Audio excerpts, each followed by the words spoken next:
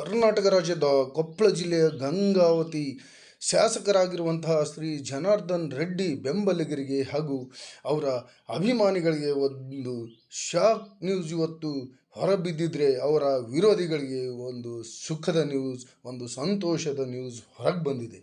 ಅದೇನಪ್ಪ ಅಂದರೆ CBI court ಅವರಿಗೆ ಮತ್ತೆ 7 ವರ್ಷಗಳ ಕಾಲ ಶಿಕ್ಷೆಯನ್ನು ಪ್ರಕಟಿಸಿ ಅವರು ಅಪರಾಧಿ ಅನ್ನುವಂಥ ತೀರ್ಪನ್ನು ನೀಡಿರುವಂಥದ್ದು ಅಂತಲೇ ಹೇಳ್ಬೋದು.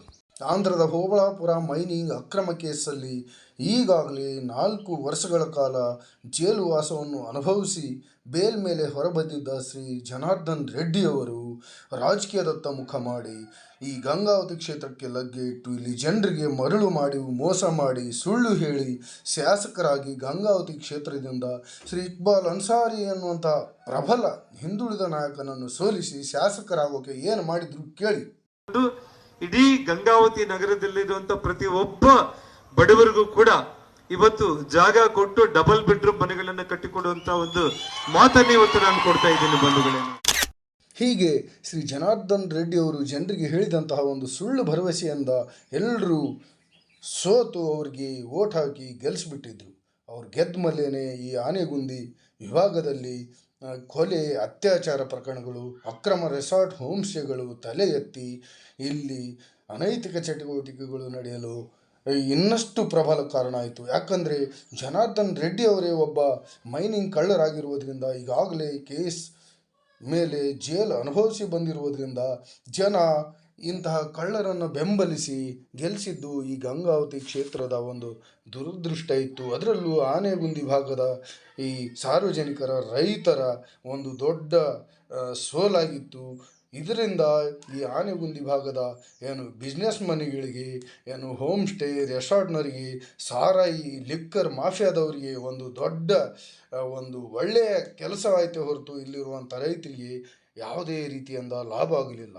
ಈ ಭಾಗದಲ್ಲಿ ಈ ಶ್ರೀ ಶಾಸಕರಾದ ಮೇಲೆ ಎಲ್ಲಿ ಬೇಕಲ್ಲಿ ಕೊಲೆ, ದರೋಡೆಗಳು, ಅತ್ಯಾಚಾರಗಳು, ಮಾನಭಂಗಗಳು ನಡೆದು ಹೋಗಿ ಇಲ್ಲಿನ ಜನರು ಶಾಂತಿಯಿಂದ ಹೊರಬಂದು ಹೆದರಿಕೆಯಿಂದ ಜೀವನ ಮಾಡುವಂಥ ಪರಿಸ್ಥಿತಿ ಬಂದು ಅಮಾಯಕ ಹುಡುಗರೆಲ್ಲ ಯಾವುದೋ ಒಂದು ಕೆಟ್ಟ ಆಸೆಯಿಂದ ಈ ಫಾರಿನರ್ಸ್ ಹಾಗೂ ಕೆಲವೊಬ್ಬರ ಆಸೆ ಅಮಿಷಗಳಿಗೆ ಅವ್ರಿಗೆ ದೈಹಿಕ ಪ್ರದರ್ಶನಕ್ಕೆ ಮನಸೋತು ಕೆಟ್ಟ ಕೊಲೆ, ದರೋಡೆ, ಅತ್ಯಾಚಾರದಂಥ ಕೇಸಲ್ಲಿ ಜೈಲು ಕೂಡ ಸೇರಿರ್ತಾರೆ.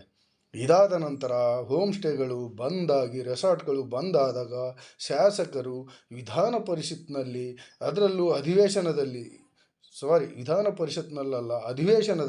ಈ ರೆಸಾರ್ಟ್ಗಳನ್ನು ಸ್ಟಾರ್ಟ್ ಮಾಡಬೇಕು, ಅವುಗಳಿಗೆ ತೊಂದರೆ ಕೊಡಬಾರ್ದು ಅನ್ನುವಂಥ ಮಾತನ್ನು ಹೇಳಿದರೆ ಹೊರತು ಇಲ್ಲಿರುವಂಥ ರೈತರ ಸಮಸ್ಯೆಗಳ ಕುರಿತು ಯಾವುದೇ ರೀತಿಯಿಂದ ಮಾತನಾಡಲಿಲ್ಲ. ಇಲ್ಲಿರುವಂಥ ಜನರ ಸಮಸ್ಯೆಗಳ ಕುರಿತು ಯಾವುದೇ ರೀತಿಯಿಂದ ಮಾತಾಡಲಿಲ್ಲ. ಇಲ್ಲಿ ಇರುವ ಅಕ್ರಮ ಸಾರಾಯಿ ಮಾರಾಟದ ಕುರಿತು ಹಳ್ಳಿಗಳಲ್ಲಿ, ಮನೆಗಳಲ್ಲಿ, ಈ ಆನೆಗುಂದಿ ವಿಭಾಗದಲ್ಲಿ ದುರ್ಗಾ ಬಾರ್ ಆ್ಯಂಡ್ ರೆಸ್ಟೋರೆಂಟ್ ಹಾಗೂ ಈ ಸಂಗಾಪುರದ ಬಾರ್ ಆ್ಯಂಡ್ ರೆಸ್ಟೋರೆಂಟ್ನಿಂದ ಇರುವ ಎಲ್ಲ 20-30 ಹಳ್ಳಿಗೆ, ಮನೆಗೆ, ಅಂಗಡಿಗಳಲ್ಲಿ ಸಾರಾಯಿ ಸಪ್ಲೈ ಮಾಡಿ ಇಲ್ಲಿನ ಜನರ ದುಸ್ಥಿತಿ ಹೇಳದ ಪರಿಸ್ಥಿತಿಗೆ ಬಂದಿದೆ. ಒಂದು ಕಾಲದಲ್ಲಿ ಜನಾರ್ದನ್ ರೆಡ್ಡಿಯವರು ವಿಧಾನ ಪರಿಷತ್ ಸದಸ್ಯರಾದಂತಹ ಸಂದರ್ಭದಲ್ಲಿ ಸಚಿವರಾಗಿ ಈ ಶ್ರೀ ಸಿದ್ದರಾಮಯ್ಯನವರನ್ನೇ ಎದುರಾಕ್ಕೊಂಡು ತೊಡೆ ತಟ್ಟಿ ಹುಲಿಯಂತೆ ಮೆರೆದಿದ್ದ ಶ್ರೀ ಜನಾರ್ದನ್ ರೆಡ್ಡಿಯವರು ಈ ಬಳ್ಳಾರಿಗೆ ಬಾ ನೋಡ್ಕೋತೀನಿ ಅನ್ನುವಂಥ ಒಂದು ಡೈಲಾಗ್ನಿಂದ ಸೋತು ಸುಣ್ಣವಾಗಿ ಶ್ರೀ ಸಿದ್ದರಾಮಯ್ಯನವರು ತನ್ನ ಪಕ್ಷದ ವರಿಷ್ಠರೊಂದಿಗೆ, ತನ್ನ ಪಕ್ಷದ ಕಾರ್ಯಕರ್ತರೊಂದಿಗೆ ಬಳ್ಳಾರಿಯವರೆಗೆ ಪಾದಯಾತ್ರೆ ಮಾಡಿ ಬಳ್ಳಾರಿಯ ಮೈನಿಂಗ್ ಮೇಲೆ ತೊಡೆ ತಟ್ಟಿ ಕಾನೂನು ಸಮರ ಸಾರಿ ಜನಾರ್ದನ್ ರೆಡ್ಡಿ ಅವರ ಮೈನಿಂಗ್ ಕಂಪನಿ ಮುಚ್ಚಿ ಹೋಗಲು, ಅವರು ಜೈಲು ಸೇರಲು ಪ್ರಮುಖ ಕಾರಣರಾಗಿದ್ದರು ಅಂತಲೇ ಹೇಳ್ಬೋದು.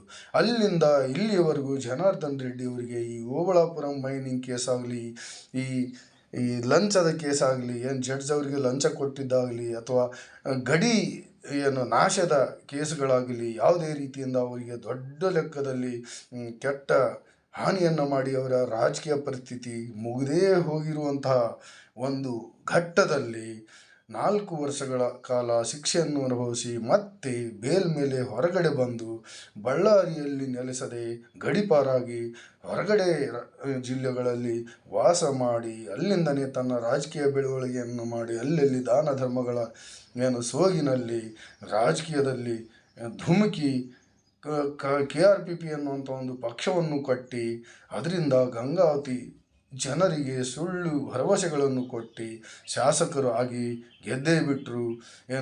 ತನಗೆ BJPಯಿಂದ ಟಿಕೆಟ್ ಸಿಗದಿದ್ದ ಒಂದು ಸಂದರ್ಭದಲ್ಲಿ ಸ್ವಂತ ಪಕ್ಷ ಕಟ್ಟಿ ಅದರಿಂದ ಗೆದ್ದು ಮತ್ತೆ BJPಗೆ ವಿಲೀನ ಆಗಿ ಹೋದರು.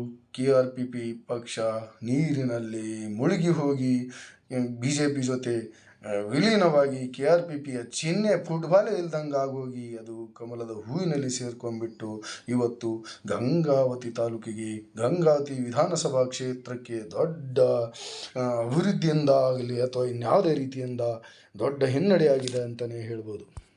ಇದಾದ ನಂತರದಲ್ಲಿ ಪ್ರಸ್ತುತವಾಗಿ ಈಗ ಒಂದು CBI ಕೋರ್ಟ್ನಲ್ಲಿ ಒಂದು ಈ ಕೇಸಿನ ವಿಚಾರಣೆ ನಡೆಯುತ್ತಿರುವ ಹಂತದಲ್ಲಿರುವಾಗಲೇ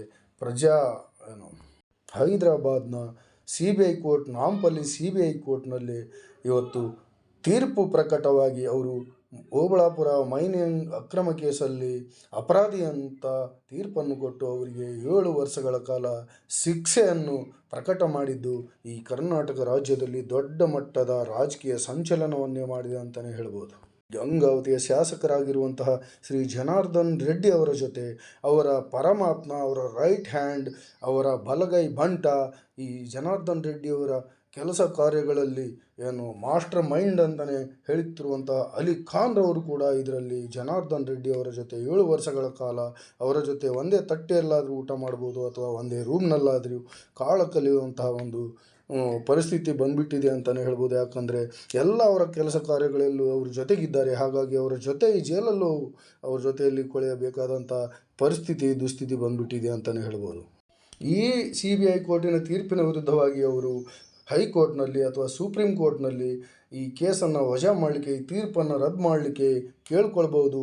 ಅದು ರದ್ದಾಗದಿದ್ದ ಪಕ್ಷದಲ್ಲಿ ಇವರ ಶಾಸಕ ಸ್ಥಾನ ಮಾತ್ರ ಖಾಲಿಯಾಗಲಿದೆ. ಇವರು ಶಾಸಕರಾಗಿ ಅನರ್ಹರಾಗಿ ಮತ್ತೆ ಮುಂದಿನ 6 ವರ್ಷಗಳ ಕಾಲ ಎಲ್ಲೋ ದೇವಸ್ಥಾನಗಳು ಮನೆಯಲ್ಲೋ ಕಾಲ ಕಳೆಯುವಂಥ ಪರಿಸ್ಥಿತಿ ಬಂದೇ ಬರುತ್ತೆ ಅನ್ನುವಂಥ ಮಾತು ಪ್ರಜಾಪ್ರತಿನಿಧಿ ಕಾಯ್ದೆಯಲ್ಲಿ ಹೇಳುತ್ತೆ ಅಂತಲೇ ಹೇಳ್ಬೋದು. ಅದರ ಜೊತೆಗೆ ಅರೆಸ್ಟ್ ಆಗುವ ಸಾಧ್ಯತೆ ಕೂಡ ಇದೆ ಅಂತಲೇ ಹೇಳ್ಬೋದು. ಯಾವುದಕ್ಕೂ ಈ 3 ತಿಂಗಳ ಕಾಲ ಅವರಿಗೆ ಏನಾಗುತ್ತೆ ಮುಂದೆ ಅನ್ನುವಂಥದ್ದನ್ನು ಕಾಲ ಒಂದು ತೋರಿಸ್ಕೊಳ್ಳಿದೆ ಜನರಿಗೆ ಅಂತಲೇ ಹೇಳ್ಬೋದು. ಎಷ್ಟಾದರೂ ಹಾಲು ಹಾಲೇ, ನೀರು ನೀರೇ ಅನ್ನುವಂಥದ್ದನ್ನು ನಾಂಪಲ್ಲಿ ಕೋರ್ಟ್ ಇವತ್ತು ಜಗತ್ತಿಗೆ ತೋರಿಸ್ಕಿಟ್ಟಿದೆ ಅಂತಲೇ ಹೇಳ್ಬೋದು. ವೀಕ್ಷಕರೇ, ಈ ವಿಡಿಯೋ ನಿಮಗೆ ಇಷ್ಟ ಆದರೆ ದಯವಿಟ್ಟು ಎಲ್ಲರೂ ಲೈಕ್ ಮಾಡಿ, ಶೇರ್ ಮಾಡಿ, ಕಮೆಂಟ್ ಮಾಡಿ ಹಾಗೂ ನನ್ನ ಚಾನಲನ್ನು ದಯವಿಟ್ಟು ಎಲ್ಲರೂ ಸಬ್ಸ್ಕ್ರೈಬ್ ಮಾಡಿಕೊಳ್ಳಿ ಅಂತ ಕೇಳ್ತಾ ಇದ್ದೀನಿ.